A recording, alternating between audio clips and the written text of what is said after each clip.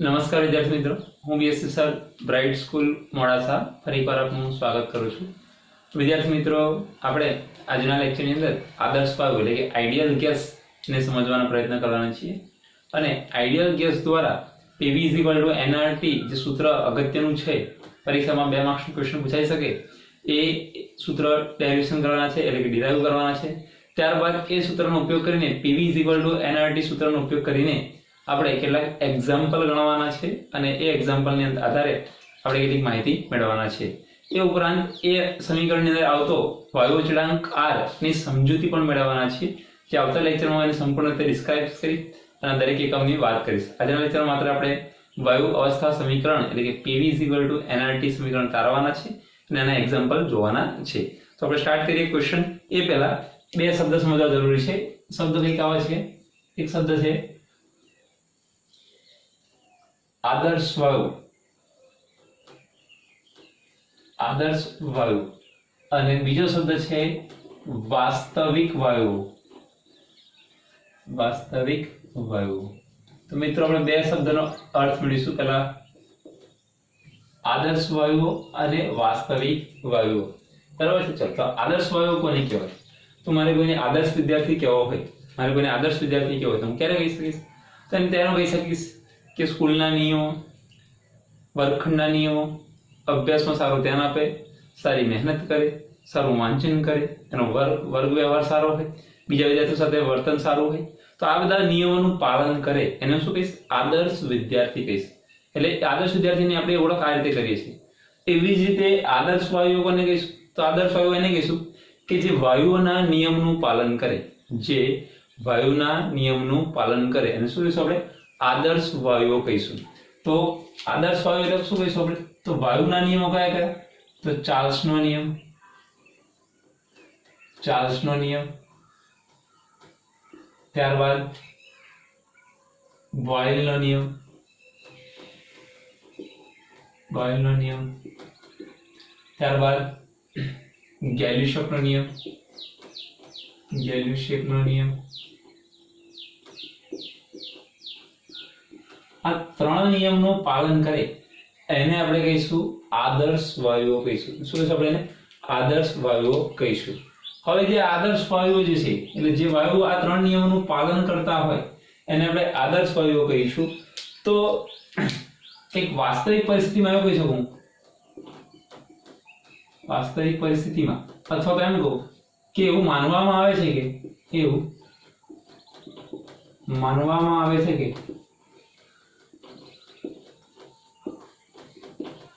કે આદર્શ વાયુઓ અસ્તિત્વ ધરાવતા નથી. આદર્શ વાયુઓ અસ્તિત્વ ધરાવતા નથી. એમ માનવામાં આવે છે કે આદર્શ વાયુ હોય જ ન શકે, આદર્શ વાયુ છે જ નહીં, એમ માનવામાં આવે છે. એટલે આદર્શ વાયુ કોને કહીએ છીએ? તો જે 3 નિયમનો એટલે કે ચાર્લ્સનો નિયમ, બોયલનો નિયમ, ગેલ્યુશેકના નિયમનું પાલન કરે છે, આપણે આને આદર્શ વાયુઓ કહીએ છીએ. હવે આદર્શ વાયુઓ જે છે એ માત્ર પરિકલ્પના છે, પરિકલ્પના છે. એટલે એને કલ્પના કરી શકીએ છીએ, વિચારી શકીએ છીએ, એ છે નહીં. કેમ નથી? તો એવું માનવામાં આવે છે કે જે આદર્શ વાયુઓ છે એ આદર્શ વાયુઓ ના જે ઘટક કણો છે એ ઘટક કણો વચ્ચે, એ ઘટક કણો વચ્ચે, આ ઘટક કણો, આ ઘટક કણો, આ દરેક ઘટક કણો વચ્ચે જે આકર્ષણ બળ રહેલું છે એ આકર્ષણ બળ હોતું નથી, આકર્ષણ બળ હોતું નથી. એટલે માનવામાં આવે કે આદર્શ વાયુની અંદર જે ઘટક કણો છે એ ઘટક કણો વચ્ચે જે આંતર આણ્વીય આકર્ષણ બળ છે એ હોતું નથી. અને આ પરિસ્થિતિ ક્યારે શક્ય છે જ નહીં, કારણ કે જો ઘટક કણની અંદર જો આકર્ષણ બળ વધારે હોય તો ઘન સ્થિતિ થાય, થોડું ઓછું હોય તો પ્રવાહી, થોડું વધારે ઓછું હોય તો વાયુ, પરંતુ હોય જ નહીં તો અવસ્થા કે વાયુ અવસ્થા શક્ય બનતી નથી. એટલા માટે માનવામાં આવે છે કે આ જે આદર્શ વાયુઓ છે એ માત્ર પરિકલ્પના છે, આદર્શ વાયુઓની પરિસ્થિતિ શક્ય છે નહીં, કારણ કે એવું કહે છે કે ઘટક કણો વચ્ચે આકર્ષણ બળ હોતું નથી. પરંતુ એવા વાયુઓ કે જે આદર્શ વાયુથી વિચલન દર્શાવે, એટલે આદર્શ વાયુ કરતા થોડા જુદા હોય, આદર્શ વાયુ કરતા થોડા કોઈ બાબતમાં જુદા હોય, એને આપણે વાસ્તવિક વાયુ શું કહીશું? એટલે આદર્શ વાયુથી વિચલન દર્શાવે, આદર્શ વાયુથી વિચલન દર્શાવે તેવા વાયુને શું કહીશું આપણે? વાસ્તવિક વાયુ કહીશું. એટલે આદર્શ સ્ટુડન્ટ નથી, કોઈ આદર્શ સ્ટુડન્ટ નથી, પરંતુ એવું શક્ય છે જ નહીં કે જે બધા નિયમોનું પાલન કરે, સ્કૂલના નિયમો, વર્ગના નિયમો, કોઈ જગ્યાએ તો એ કોઈક નિયમનું ભંગ તો કરે જ. એટલે એવું શક્ય નથી કે આદર્શ વિદ્યાર્થી બધા નિયમોનું પાલન કરે. એવી જ રીતે બધા વાયુઓ બધા નિયમોનું પાલન કરે એવું જરૂર નથી, પરંતુ એ આદર્શ વાયુથી થોડું વિચલન દર્શાવે, થોડા નિયમોનું ભંગ કરતો હોય તો આપણે એને વાસ્તવિક વાયુ તરીકે ઓળખી શકીએ છીએ. તો આ વસ્તુ વાત કરીએ આપણે આદર્શ વાયુની, કે આદર્શ વાયુ એટલે ત્રણેય નિયમનું પાલન કરતા હોય એને આપણે આદર્શ વાયુ કહી શકીએ.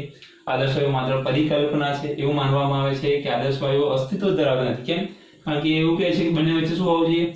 આંતરાણ્વીય આકર્ષણ બળ હોતું નથી, જે શક્ય છે નહીં. એટલે જે આદર્શ વાયુથી વિચલન દર્શાવે છે એવા વાયુને આપણે શું કહીશું? વાસ્તવિક વાયુઓ કહીશું. બરાબર. તો આ બે શબ્દ ખાસ યાદ રાખજો, કારણ કે હવે વારંવાર શબ્દનો ઉપયોગ કરીશું કે આદર્શ વાયુઓ, વાસ્તવિક વાયુઓ, આ શબ્દનો વારંવાર ઉપયોગ કરવાના છે. તો જ્યારે આદર્શ વાયુ બોલું છું ત્યારે તમારા મગજમાં ખ્યાલ આવવો જોઈએ કે બધા નિયમોનું પાલન કરે તે, અને વાસ્તવિક વાયુ એટલે આદર્શ વાયુથી થોડા જુદા હોય તે પ્રકારના. હવે આગળનો ક્વેશ્ચન સમજીએ છીએ, આગળનો ટોપિક સમજીએ છીએ. તો આગળનો ટોપિક ખૂબ જ અગત્યનો છે. આદર્શ વાયુ સમીકરણ તારો. પરીક્ષામાં ક્વેશ્ચન પૂછાય કે આદર્શ વાયુ સમીકરણ તારવો અથવા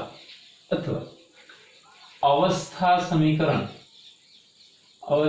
સમીકરણ તારવો. તમને નોટ્સ મળી જશે એની, બરાબર છે? હું પ્રશ્ન લખતો નથી, ખાલી સમજાવું છું કે આદર્શ વાયુ સમીકરણ કે અથવા અવસ્થા સમીકરણ કે અથવા કરીને લખું બીજું તો બોયલ, ચાર્લ્સ, એવોગેડ્રો અથવા ગેલ્યુસર.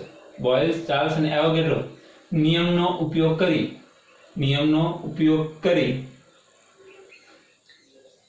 એટલે કે બોયલ, ચાર્લ્સ અને એવોગેડ્રોના નિયમનો સમન્વય કરી સમીકરણ તારવો. આવો પણ ક્વેશ્ચન પૂછાઈ શકે. એટલે ત્રણે એક જ છે. કયા? આદર્શ વાયુ સમીકરણ કયો, અવસ્થા સમીકરણ કયો, બોયલ, ચાર્લ્સ, એવોગેડ્રો અથવા ગેલ્યુસર સમન્વય કરી તમે સમીકરણ તારવો. એટલે ત્રણ નિયમો સમન્વય કરીને તારવાનું છે. તો આપણે એને સ્ટાર્ટ કરીએ. સૌથી પહેલા વાત કરીએ કે બોયલના નિયમ અનુસાર. તો બોયલના નિયમ અનુસાર ચલો, બોયલનો નિયમ શું હતો? કદ તેના દબાણના વ્યસ્ત પ્રમાણમાં હોય છે. એટલે v ચલે છે 1/p. ક્યારે? અચળ તાપમાને અને જથ્થો પણ અચળ. બરાબર છે? સમીકરણ નંબર 1 કહી દઈએ ને. ચલો, ત્યારબાદ સેકન્ડ બોયલ, પછી ચાર્લ્સ. તો બીજો નિયમ હતો ચાર્લ્સના નિયમના આધારે ત્રણેય નિયમનો ઉપયોગ કરવાનો છે. બોયલ, ચાર્લ્સ અને એવોગેડ્રો નિયમના આધારે આ સૂત્ર તારવાનું છે. તો ચાર્લ્સના નિયમને આધારે, ચાર્લ્સના નિયમ અનુસાર તો ચાર્લ્સનો નિયમ શું હતો આપણો? તો v ચલે છે t. કદ તેના તાપમાનના સમપ્રમાણમાં હોય છે. ક્યારે? જ્યારે અચળ દબાણ અને જથ્થો પણ અચળ. સમીકરણ નંબર 2. બરાબર છે? ચલો, અને ત્રીજું હતું એવોગેડ્રો ના નિયમ અનુસાર. ત્રીજું સૂત્ર શું હતું? કદ v તેના મોલની સંખ્યાના સમપ્રમાણમાં છે. v ચલે છે n. ક્યારે? ત્યારે અચળ તાપમાન અને દબાણ પણ અચળ. સમીકરણ નંબર 3. બરાબર છે? તો ત્રણ સમીકરણની વાત કરી બોયલ, ચાર્લ્સ અને એવોગેડ્રોના નિયમના આધારે. આ ત્રણ નિયમનો સમન્વય એટલે કે ભેગા કરીને. તો આ ત્રણેય નિયમના આધારે સમીકરણ 1, 2 અને 3 ના આધારે લખું કે સમીકરણ 1, 2, 3 ને આધારે ત્રણનો સમન્વય કરતા. તો ત્રણનો સમન્વય કરીશું. ત્રણ કોના છે? v ના. શું લખીશું? તો માટે માટે v ચલે છે, ઉપર શું છે t અને n, n અને t ઉપર 1 એટલે n અને t ભાગ્યા નીચે p, તો આવું થશે સમીકરણ. v ચલે છે nt, જો n અને t બંને સમપ્રમાણમાં છે તો બંને સમપ્રમાણ n અને t, અને p વ્યસ્ત પ્રમાણ તો p નીચે વ્યસ્ત પ્રમાણ. હવે સમીકરણ v is equal to r nt upon p. શું મૂક્યું આપણે? r nt upon p. જ્યાં r માં શું મૂક્યો? અચળાંક મૂક્યો. શું મૂક્યો? જ્યાં r અચળાંક અહીંયા લખીએ સાઈડ પર.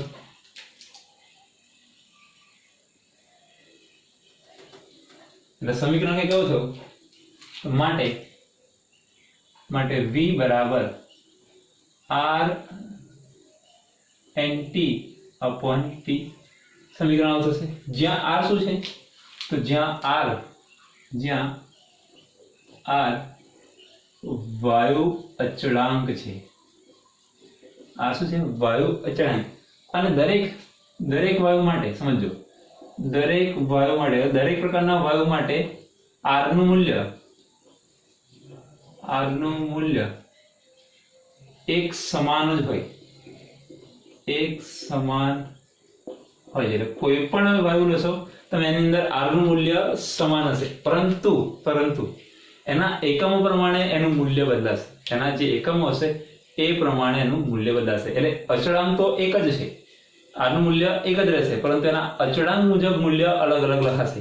એક મૂલ્ય અહીંયા લખું છું જે આપણે એક્ઝામ્પલમાં ઉપયોગ કરવાનો થશે.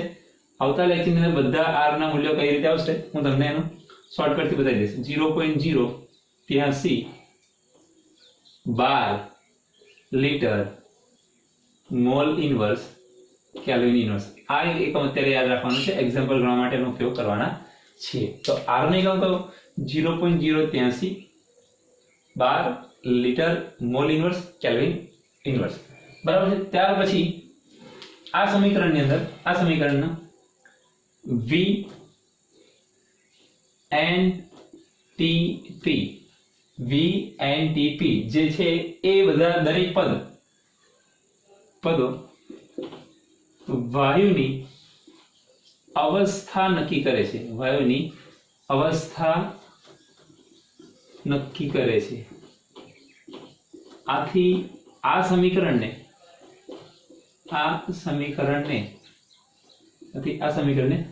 અવસ્થા સમીકરણ પણ કહે છે. અવસ્થા સમીકરણ પણ કહે છે. અવસ્થા સમીકરણ પણ કહે છે. એટલે આને અહીંયા લઈ જાઓ, હવે p ને અહીંયા લઈ જાઓ તો શું થશે? તો માટે pv is equal to nRT લખી શકું. pv is equal to nRT. સમીકરણ નંબર 4. આ સમીકરણ શું છે? તો અવસ્થા સમીકરણ કહી શકો તમે, અવસ્થા સમીકરણ કહી શકો, અથવા આદર્શ વાયુ સમીકરણ, આદર્શ વાયુ સમીકરણ કહી શકો.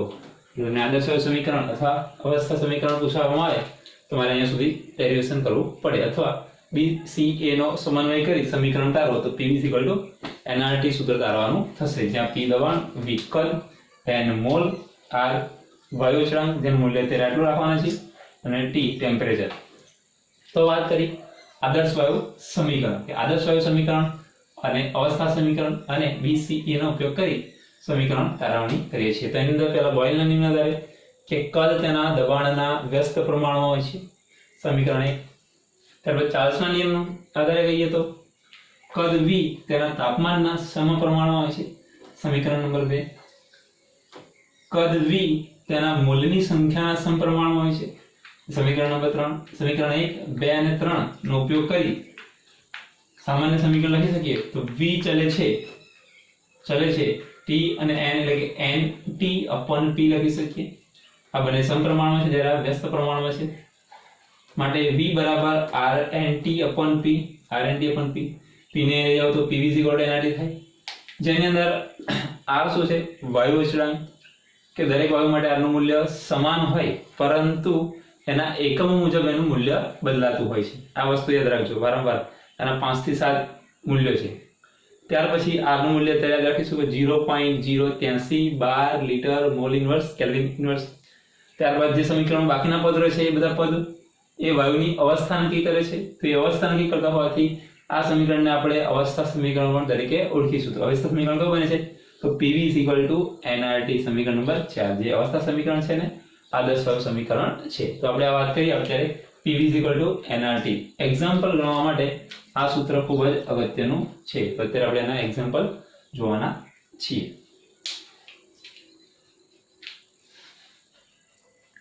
ચલો મિત્રો, હવે એના સ્વાધ્યાયની અંદર ને કોયડાની અંદર એક્ઝામ્પલ નથી, પરંતુ હું તમને એના એક્સ્ટ્રા એક્ઝામ્પલ મારી પાસે ઘણા છે, એમાંનો 5 થી 6 એક્ઝામ્પલ સોલ્વ કરાવીશ કે કયા પ્રકારના એક્ઝામ્પલ પૂછાઈ શકે અને 1 માર્ક્સમાં કે 2 માર્ક્સમાં કેવી રીતે પૂછાય એને ગણતરી કરી લઈએ. બરાબર? ચાલો, તો સૌથી પહેલા એક્ઝામ્પલ જોઈશું કે પહેલા એક્ઝામ્પલની અંદર છે કે 27 સેલ્સિયસ તાપમાન આપેલું છે.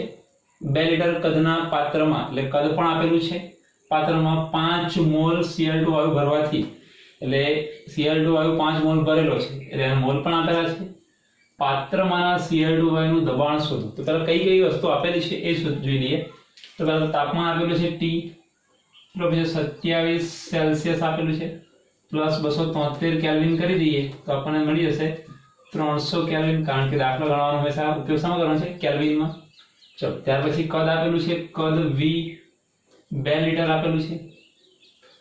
પાત્રમાં 5 મોલ, મોલ એટલે N આપેલા છે, 5 મોલ આપેલા છે. તો Cl2 વાયુનું દબાણ P શોધવાનું છે, દબાણ P શોધવાનું છે. ચલો, તો આપણે સમીકરણ ખબર છે કે આદર્શ વાયુ સમીકરણ લખીએ કે આદર્શ વાયુ સમીકરણ સૂત્ર શું છે? તો PV nRT. શોધવાનું શું છે? P. તો માટે P બરાબર nRT upon V. nRT upon V. ચલો, V ની કિંમત આપેલી છે 2 લીટરમાં આપેલી છે. T ની કિંમત 300 કેલ્વિન આપેલી છે. N ની કિંમત મોલ આપેલી છે. R ની કિંમત નથી આપણી પાસે, R ની કિંમત. તો R ની ઘણી બધી કિંમતો છે, પરંતુ એમાંથી હમણાં યાદ રખાઈ હતી કે R ની કિંમત કઈ? તો R ની કિંમત શા માટે લેવાની? 0.083 bar litre mole inverse kelvin inverse. શા માટે લેવાની? કારણ કે કદનો એકમ લીટર, તો માં લીટર પણ છે. કેલ્વિન તાપમાન આપેલું છે તો અહીંયા કેલ્વિન પણ છે. મોલ આપેલા છે તો મોલ પણ છે. એટલે મોટાભાગના એકમો મેચ થાય છે. શોધવાનું છે દબાણ, તો આપણને દબાણ મળી જશે. એટલા માટે આ એકમોના આધારે આપણે 0.083 એટલે કે આ R ની કિંમત લઈએ છીએ. તો માટે P બરાબર આપણે લખી શકીએ કે N ની કિંમત કેટલી?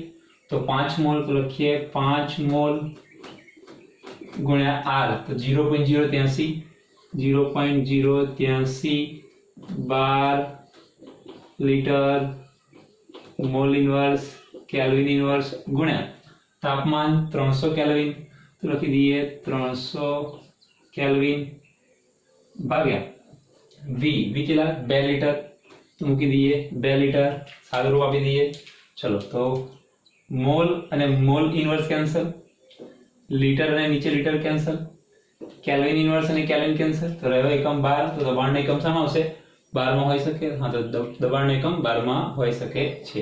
એનું સાદુરૂપ આપી દઈશું તો સાદુરૂપને આધારે જવાબ આવશે 62.25 બાર. મળશે P બરાબર 62.25 બાર જવાબ આવશે. તમારો જવાબ થઈ ગયો. દબાણ કેટલું મળશે? 62.25 બાર તમને મળશે. સેકન્ડ એક્ઝામ્પલ જોઈએ. સેકન્ડ એક્ઝામ્પલની અંદર આપણને 350 કેલ્વિન તાપમાને 500 ml કદના પાત્રમાં કેટલા મોલ O2 વાયુનું દબાણ 250 બાર થશે? તો આપણને મોલ શોધવાના છે. કઈ કઈ વસ્તુ આપેલી છે? પહેલા તો ટેમ્પરેચર તાપમાન આપેલું છે 350 કેલ્વિન.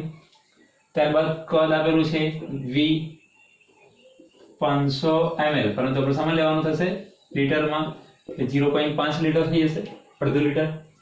ત્યારબાદ મોલ શોધવાના છે અને દબાણ આપેલું છે P કેટલું? 273 50 બાર તો આર કેટલો લેવો પડશે લીટર છે કેલ્વિન છે બાર છે તો એકમ કયો હોવો જોઈએ જેની જે એકમની અંદર બાર લીટર અને કેલ્વિન આવતો હોય તો કયો 0.083 bar litre mole inverse kelvin inverse મેં ડાયરેક્ટ યાદ રખાઈ દીધો છે એકમ બરાબર પરંતુ એનો કેવી રીતે આ એકમ આવશે એ પણ તમને આવતા લેક્ચરની અંદર સોલ્વ આઉટ કરી આપીશ ચલો લખીએ કે આદર્શ વાયુ સમીકરણ અનુસાર કે આદર્શ વાયુ સમીકરણ કયું તો PV nRT શોધવાનું શું છે n મોલ શોધવાના છે તો માટે મોલ બરાબર સૂત્ર શું થશે તો PV/RT થઈ જશે n ને કરતા બનાવી દઈશું ચલો કિંમત મૂકી દઈએ P દબાણ કેટલું આપેલું છે 250 બાર ગુણ્યા V કેટલા આપેલા છે કદ 0.5 લીટર શા માટે લીટરમાં ફેરવ્યો કારણ કે અહીંયા લીટર છે ml નથી તો આને લીટરમાં ફેરવવો પડે ત્યારબાદ ભાગ્યા R 0.083 bar litre mole inverse kelvin inverse મિત્રો દાખલા જ્યારે ગણો ત્યારે એકમ વગર દાખલો ગણતા નહીં તો ખ્યાલ જ નહીં આવે કે એકમ શા માટે લીધો અથવા આ રકમ શા માટે લીધી એટલે જ્યારે પણ દાખલો ગણો ત્યારે એની અંદર એકમ મૂકેલા હોવા જોઈએ જો એકમ મૂકેલા નહીં હોય તો ત્યાં માર્ક્સ તમારા કપાઈ જશે અને છેલ્લે ટી કેટલા 350 કેલ્વિન 350 કેલ્વિન ચલો તો શું કરીશું બાર કેન્સલ લીટર કેન્સલ ત્યાર પછી કેલ્વિન ઇન્વર્સ કેલ્વિન કેન્સલ તો રહ્યું મોલ ઇન્વર્સ ઉપર જશે એટલે ઇન્વર્સ હટી જશે તો મોલ થઈ જશે ચલો તો આનો જવાબ કેટલો આવશે તો આનો જવાબ આવે છે એક સેટ જોઈ લઈએ તો 4.30 મોલ આવશે કેટલો આવશે 4.30 ભાગ્યા મોલ ઇન્વર્સ નું ઉપર લઈ લઈએ તો શું થશે ઇન્વર્સ હટી જશે અને શું થશે મોલ એટલે 4.30 મોલ જવાબ તમારો આવશે તો આપણે શું શોધ્યું એના મોલ શોધીએ છીએ તો આ પ્રકારના કેટલાક એક્ઝામ્પલ પૂછાઈ શકે છે ચલો મિત્રો હવે આગળનો એક્ઝામ્પલ બહુ સરસ છે અને ખૂબ અગત્યનો છે IMP કહી શકીએ આપણે પરીક્ષામાં પૂછાઈ શકે 2 માર્ક્સ કે 3 માર્ક્સમાં પૂછાઈ શકે તમારા બોક્સમાં નથી પરંતુ ટેસ્ટમાં વારંવાર પૂછાય એવો પ્રશ્ન છે બરાબર ચલો તો સોલ્વ આઉટ કરીએ સમજી લઈએ પહેલા શું કહેવા માંગે છે કે 298 કેલ્વિન તાપમાને 500 ml પાત્રમાં એટલે પાત્ર છે એનું કદ આપેલું છે 500 ml 4 ગ્રામ H2 વાયુ ભરેલો છે એટલે H2 વાયુ 4 ગ્રામ ભરેલો છે 500 ml હવે પાત્રને શું છે નાનું છિદ્ર કરેલું છે એટલે એમાંથી વાયુ બધું બહાર નીકળી જશે તો છિદ્ર કરેલું હોવાથી થોડા સમય પછી એનું દબાણ ઘટીને કેટલું થઈ ગયું 50 બાર થઈ ગયું એટલે પહેલા કેટલું દબાણ તો હશે કેટલું પહેલા હશે એમાંથી થોડા સમય પછી નીકળીને 50 બાર થઈ ગયું એટલે પહેલાનું આપણને આપેલું નથી પરંતુ પછીનું દબાણ 50 બાર આપેલું છે તો પાત્રમાંથી H2 વાયુના અણુઓ કેટલા બહાર નીકળી ગયા છે એટલે શરૂઆતમાં જે 4 ગ્રામ H2 આપેલા છે એમાંથી કેટલા અણુઓ બહાર નીકળી ગયા છે એ શોધવાનું થશે ચાલો તો સૌથી પહેલા જે વસ્તુ આપેલી છે લખી દઈએ કે તાપમાન T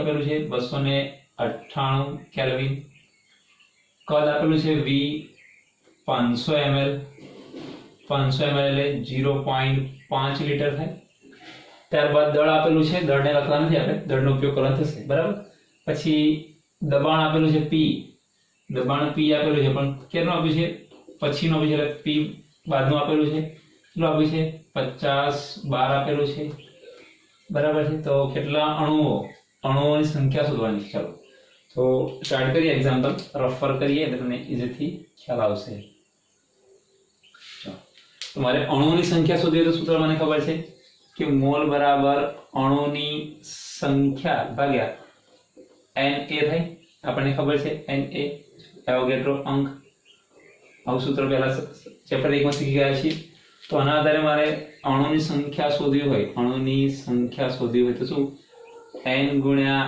Na મારી પાસે મોલ નથી તો મોલ શોધવા માટે સમીકરણ આપણે શું કરીશું વજન ભાગ્યા આણ્વીય દળ દ્વારા શોધીશું પરંતુ અહીંયા બધી પરિસ્થિતિ આપેલી છે એટલે વજન ભાગ્યા આણ્વીય દળ નહીં શોધતા પરંતુ મેં તમને જ્યારે મોલ શીખવાડે ત્યારે આ સૂત્ર પણ લખ્યું હતું nRT PV nRT તો એના આધારે હું n બરાબર કરું તો શું થશે તો PV/RT થાય એટલે મને શું મળશે P/RT થશે ચલો એટલે અણુની સંખ્યા શોધવા માટે મારે કોની જરૂર પડી મોલની મોલ ક્યાંથી મળશે? PV = nRT. કોઈ કહેશે કે સર આપણે 4 ગ્રામ આપ્યો છે અને હાઇડ્રોજન 2 ગ્રામ, તો મોલ ડાયરેક્ટ મળી જશે. હા, મળી જશે, પરંતુ એ ક્યારે શરૂઆતનું મળશે, અંતિમ મોલ મળશે નહીં. મારે કેટલા અણુ બહાર નીકળી ગયા છે એ શોધવાનું છે, એટલે વજન ભાગ્યા અણુ દળ કરીશ નહીં. આ સમીકરણ P અને V, R અને T આપણી પાસે છે, પરંતુ જે P જે છે, P દબાણ એ અંતિમ છે, શરૂઆતનો નથી. એટલે મારે જે આ P લેવાનો છે એ P મારે શું કરવું પડશે? શરૂઆતનો P શોધવો પડશે. શરૂઆતનો P શોધવો પડશે. તો શરૂઆતનો P શોધવા માટે શું કરીશું? તો મારે આ P મૂકવા માટે શું કરીશ? જે P શોધવો છે એ શું કરીશ? તો શરૂઆતનો P માઇનસ જે અંતિમ થઈ જાય છે એનું દબાણ. તો મારે શરૂઆતનો P શોધવો પડે, અને શરૂઆતનો P શોધવા માટે શું કરીશ? PV = nRT નો ઉપયોગ કરીશું. ચાલો, તો આને શોધવા માટે, શરૂઆતનો P શોધવા માટે શું કરીશું? P = nRT માટે P બરાબર nRT/V. ચાલો, સમીકરણમાં થોડું કન્ફ્યુઝન થઈ જશે તમને. શોધવાનું શું છે? અણુની સંખ્યા. તો n શોધવો પડશે. n શોધવા માટે PV = nRT પરથી PV/RT, એમાં મારે P શોધવાનો છે. તો મારે P શોધવા માટે શું કરીશ? તો શરૂઆતમાં જે દબાણ આપ્યું હશે એ શોધવું પડશે, ને એમાંથી અંતિમ દબાણ જે 50 બાર આપેલું છે એ શોધવાનું. એટલે અંતિમ કેટલું થાય છે? 50 બાર થાય છે, પણ પહેલા કેટલું હતું એ ખ્યાલ નથી, કારણ કે એમાંથી 50 બાર નીકળી છે. હવે PV = nRT, તો શરૂઆતમાં શોધવા માટે PV = nRT નો ઉપયોગ કરીશ. એની અંદર પણ પાછું મારે મોલનો ઉપયોગ કરવાનો થશે. n શોધવો પડશે, ત્યારે હું મોલ ક્યાં મૂકીશ? વજન ભાગ્યા આણ્વીય દળના આધારે મૂકી દઈશ. ચલો, તો આપણે PV = nRT નો ઉપયોગ કરીશું અને આના આધારે દાખલા ગણીશું. ચલો, તો સૌથી પહેલું સ્ટેપ કરીશું કે PV = nRT માટે P = nRT/V. ચલો, મારે શોધવાનું શું થયું? પહેલા n તો n બરાબર વજન ભાગ્યા આણ્વીય દળ. વજન કેટલું છે? 4 ગ્રામ આપેલું છે. 4 ગ્રામ હાઇડ્રોજન ભાગ્યા એનું કેટલું થાય? 2 ગ્રામ પર મોલ થાય. ગ્રામ કેન્સલ એટલે કેટલું આવશે? 2 મોલ થશે. તો મને મળી ગયું, મોલ મળી ગયા. હું આ સમીકરણ મૂકી દઉં.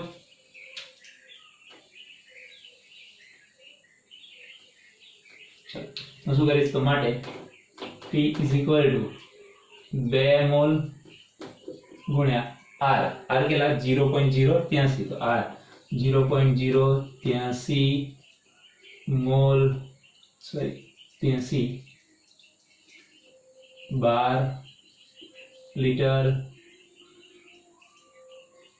Mall inverse kelvin inverse. n મૂક્યો, R મૂક્યો, T કેટલા આપેલા છે આપણને? 298 કેલ્વિન, એટલે 298 કેલ્વિન ભાગ્યા V કેટલા આપેલા છે? 0.5 લીટર. 0.5 લીટર. ચલો, શું કરીશું? ત્યારે મેં n શોધ્યો પહેલા સમીકરણ માટે. PV = nRT માટે મારે n શોધવો પડે. તો n કેટલો મળશે મને? 2 મોલ મળ્યો. અહીંથી કેન્સલ કરીએ તો mall inverse cancel, litre cancel, kelvin inverse kelvin cancel. તો એકમ કયો મળ્યો? 12. દબાણનો એકમ 12 હોઈ શકે. હા, તો મને P બરાબર કેટલા મળશે આગળ? માટે P બરાબર કેટલા મળશે? 99.10 બાર મળશે. 99.10 બાર મળશે. તો મને આ કયો મળ્યો? શરૂઆતનો દબાણ મળ્યું. કેટલું મળ્યું? શરૂઆતનું દબાણ P કેટલા મળ્યા? 99.10. માટે હવે મેન P શોધવું માટે P બરાબર શરૂઆતનું દબાણ P માઇનસ અંતિમ દબાણ. તો શરૂઆતનું દબાણ કેટલું છે? તો 99.10 બાર. 99.10 માઇનસ કેટલા? 50, એટલે 50.0 બાર. તો કેટલો થશે? 49.10 બાર થશે. મને આ દબાણ મળી ગયું. P નો ઉપયોગ ક્યાં કરીશ? PV = nRT માં. તો આગળ ઉપયોગ કરીશ આગળ કે PV = nRT માટે મારે શોધવાનું શું છે? Mall n. તો મોલ બરાબર PV/RT. ચલો, તો PV/RT શોધવા માટે શું કરીશું? તો P ની કિંમત કેટલી મળી આપણને? 49.10. તો 49.10 બાર ગુણ્યા V કેટલા છે આપણી પાસે? 0.5 લીટર. 0.5 લીટર ભાગ્યા આર આર કેટલો 0.08312 litre mole inverse kelvin inverse ગુણ્યા ટી 298 કેલ્વિન 298 કેલ્વિન. ચલો થશે તો 12 cancel, 12 cancel, litre cancel, kelvin inverse cancel, નીચે મોલ તો ઉપર લઈ જાય તો મોલ મળી જશે. તો મોલની કિંમત આપણને મળી કેટલી મળશે? મોલની કિંમત તો 0.99 મોલ મળશે, 0.99 મોલ મળશે. ચલો આ 0.99 મોલનો ઉપયોગ ક્યાં કરીશું? અણુની સંખ્યામાં.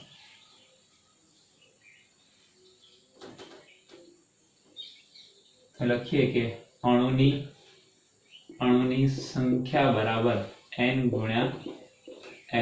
તો કેટલા મળ્યા? 0.99 મોલ ગુણ્યા 6.022 ગુણ્યા 1023 અણુઓ પ્રતિ મોલ. બરાબર. તો અહીંયા મોલ કેન્સલ, તો રહેશે કયું? ખાલી અણુઓ. 0.99 ગુણ્યા 6.022 ગુણ્યા 1023 કરશો એટલે તમને જવાબ મળશે 5.96. એટલે મળશે 5.96 ગુણ્યા 1023 અણુઓ. તમારો ફાઇનલ જવાબ. તો કેટલા અણુઓ નીકળી ગયા છે? તો કેટલા બહાર નીકળી ગયા છે? 5.96 ગુણ્યા 1023 અણુઓ. ફરી એકવાર સમજી લેજો મિત્રો કે દાખલાની અંદર કઈ બાબતો શોર્ટકટથી આપેલી છે સમજો. મારે અણુની સંખ્યા જોઈતી, એટલે અણુની સંખ્યા બરાબર મોલ બરાબર શું છે? અણુની સંખ્યા ભાગ્યા Na. પહેલા જે પણ શીખી ગયા છે. ત્યારબાદ મારે અણુની સંખ્યા જોઈએ તો n ગુણ્યા n થઈ જશે, આની સાથે ગુણાકાર થઈ જાય એટલે મારે શોધવું શું પડે? મોલ શોધવા પડે. મોલ શોધવા માટે P = nRT પરથી હું મોલને કરતા બનાવી દઉં તો PV/RT થાય. P શોધવા માટે મને P અંતિમ આપેલું છે, શરૂઆતનું આપેલું નથી, એટલે શું કરીશું? તો P બરાબર શરૂઆતનું દબાણ માઇનસ અંતિમ દબાણ. અંતિમ દબાણ છે, શરૂઆતનું નથી, તો શરૂઆતનું દબાણ શોધવા માટે શું કરીશું? PV = nRT. તો PV = nRT પરથી P બરાબર nRT/V. જ્યાં n ની મૂલ્ય શોધવા માટે મને વજન આપેલું છે 4 ગ્રામ, તો n નું મૂલ્ય મેં શોધી લઈશ. એટલે પહેલા મેં P શોધ્યો, શરૂઆતનો P શોધ્યો, શરૂઆતના P માંથી અંતિમ P બાદ કર્યું, જે P મળ્યો એમાં P = nRT પરથી મેં મોલ શોધ્યા અને મોલની કિંમત અહીંયા મૂકેલા. આપણને મળી ગયો જવાબ. આ એક્ઝામ્પલ અગત્યનો છે, 3 થી 4 માર્ક્સ પૂછાઈ શકે. 1 માર્ક્સ આનું પૂછાય, 2 માર્ક્સ, 3 માર્ક્સ અને 4 માર્ક્સ નો ક્વેશ્ચન પૂછાઈ શકે એવો ક્વેશ્ચન છે.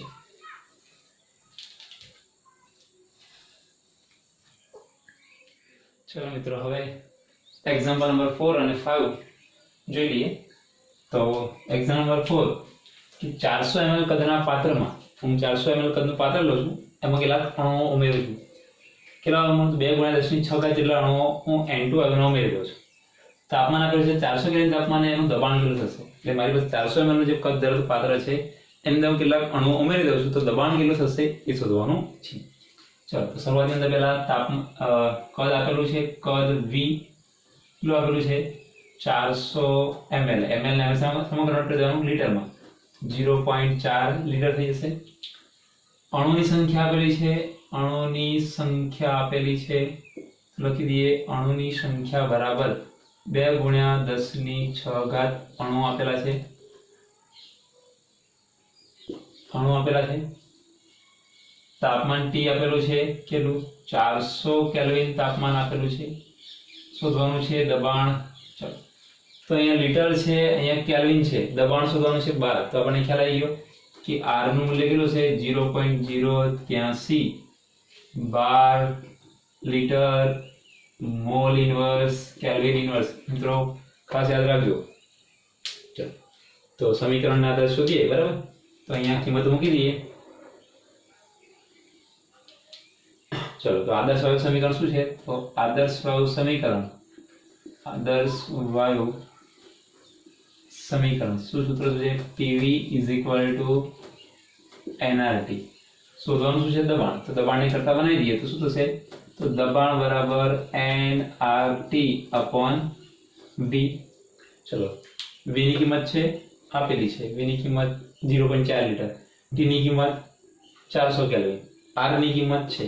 કિંમત કોણ નથી? માત્ર n ની કિંમત નથી. માત્ર કોની કિંમત નથી? n ની કિંમત નથી. તો n ની મોલ શોધવા પડે. તો મોલ શોધવા માટે અણુ આપેલા છે, તો તમને ખ્યાલ આવી ગયો કે અણુ શોધવા માટે શું? તો મોલ બરાબર અણુની સંખ્યા ભાગ્યા Na। અણુની સંખ્યા કેટલી આપેલી છે આપણને?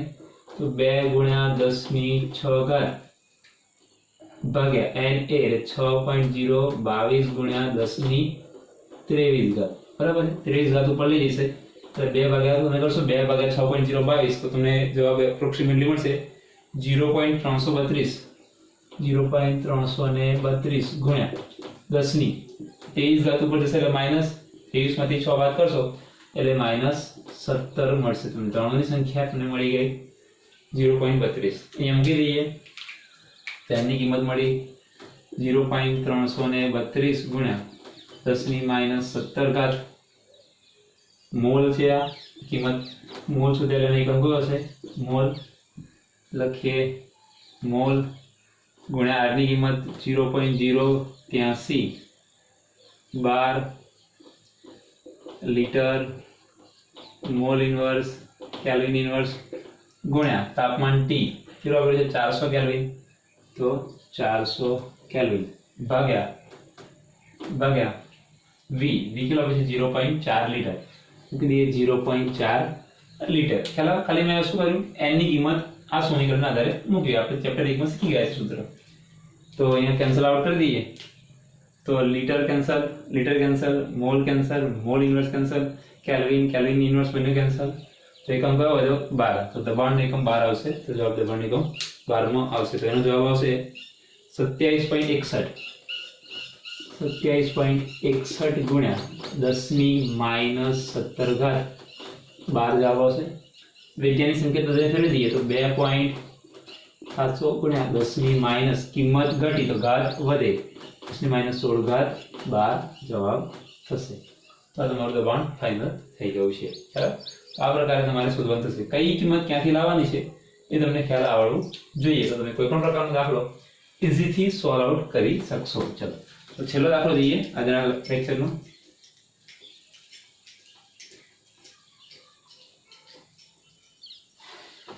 છેલ્લા દાખલાની અંદર સમજી લઈએ કે 2 લીટર કદના પાત્રમાં 27 સેલ્સિયસ તાપમાને CO2 વાયુના આટલા અણુ દાખલ કરવામાં આવે તો દબાણ શોધો। સેમ એઝ ઇટ ઇઝ દાખલો છે સેમ એના જેવો જ છે। ચલો તો કદ આપેલું છે લખી દઈએ કદ V 2 લીટર ઓલરેડી આપેલું છે તાપમાન T 27 સેલ્સિયસ આપે છે પ્લસ 273 કરી દઈએ એટલે લગભગ 300 કેલ્વિન થઈ જશે 27 ને 73 બરાબર। ચલો ત્યાર પછી અણુની સંખ્યા આપેલી છે અણુની સંખ્યા બરાબર 6.022 ગુણ્યા 10 ની 22 ઘાત આપેલા છે 23 ની પરંતુ 22 ઘાત અણુઓ આપેલા છે। ત્યાર પછી શોધવાનું શું છે દબાણ P શોધવાનું છે તો અહીંયા આગળ કેલ્વિન છે લીટર છે દબાણ P 12 માં આવશે તો આપણે એકમ કયો લઈશું R બરાબર 0.083 12 litre mall inverse kelvin inverse. મિત્રો વારંવાર એકમ બોલવાનો લખતી વખતે બોલતા રહેશો તો એ યાદ રહેશે 0.083 12 litre mall inverse kelvin inverse એવું બોલતા રહેશો તો તમને ઝડપથી આવડશે। ચાલો તો અહીંયા લખીએ કે આદર્શ વાયુ સમીકરણ સૂત્ર શું છે તો PV nRT માટે P બરાબર nRT upon V થશે। ચાલો તેની અંદર આપણી પાસે શું નથી V છે T છે R છે પછી શું નથી n નથી તો n ની કિંમત મોલ મેળવી દઈશું। એની કિંમત ખબર છે આપણને કેવી મળીશું તો મોલ બરાબર અણુની સંખ્યા ભાગ્યા એ વગર ડાઉન કે ડાયરેક્ટ લખી દઈએ 6.022 ગુણ્યા 10 ની 23 ઘાત તો મૂકી દઈએ આગળ અણુની સંખ્યા 6.022 ગુણ્યા 10 ની 22 ઘાત અણુઓ આપેલા છે આપણને ભાગ્યા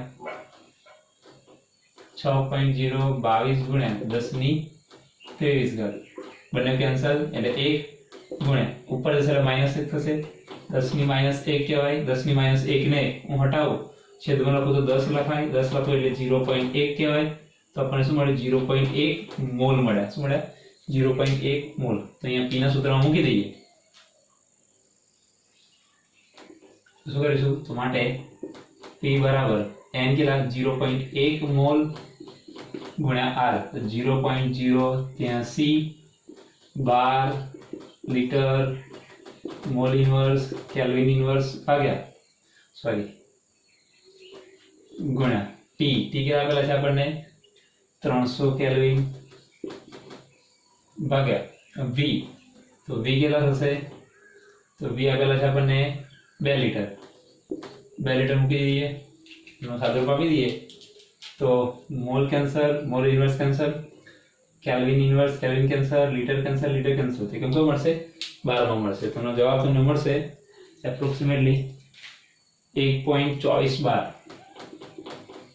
1.24 બાર જવાબ મળશે. તો આ તમારો ફાઇનલ આન્સર થઈ ગયો. તો મિત્રો આજે આપણે જો આદર્શ વાયુ એટલે શું, વાસ્તવિક વાયુ એટલે શું, આદર્શ વાયુનું સમીકરણ તારવ્યું એટલે કે અવસ્થા સમીકરણ PV = NRT ને સાબિત કર્યું અને ત્યાર પછી એના એક્ઝામ્પલ જોયા છે. આવતા લેક્ચરની અંદર આપણે વાયુ ચળાંક R ની વાત કરવાના છીએ.